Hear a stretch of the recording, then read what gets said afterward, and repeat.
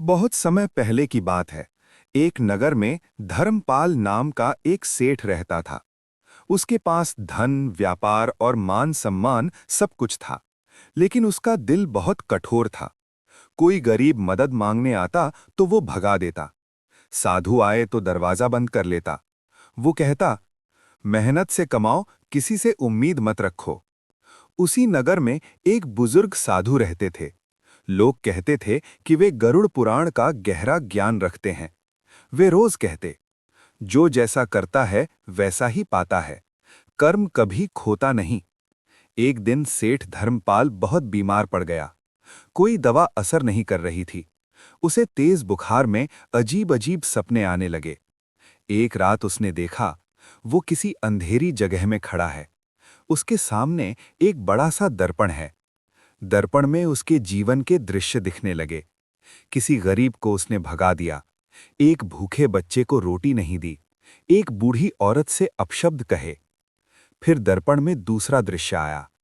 वही गरीब रो रहा था, बच्चा भूख से बिलख रहा था, बूढ़ी औरत दुख से कराह रही थी। एक आवाज गूंजी, ये सब तेरे ही कर्मों की छाया है। जैसे तूने दूसरों को दुख दिया, वैसा ही दुख तुझे मिलेगा। डर के मारे सेठ की नींद खुल गई। उसका शरीर कांप रहा था।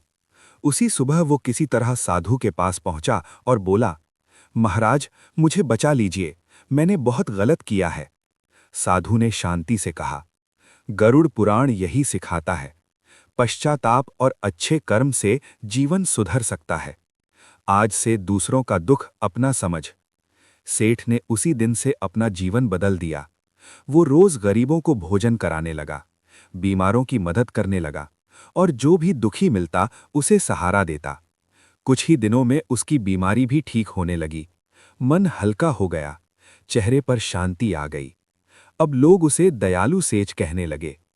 एक दिन साधु ने कहा, देखा, कर्म का फल बदला जा सकता है, अगर मन सच में बदल जाए।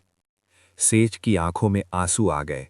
उसने कहा, अब समझ आया, असली धन सोना चांदी नहीं, बल्कि अच्छे कर्म है। शिक्षा। गरुड़ पुराण का संदेश यही है, जो जैसा करता है वैसा ही पाता है। अगर हम दूसरों को सुख देंगे तो जीवन हमें भी सुख देगा। दयालु मन ही सच्ची शांति का रास्ता है।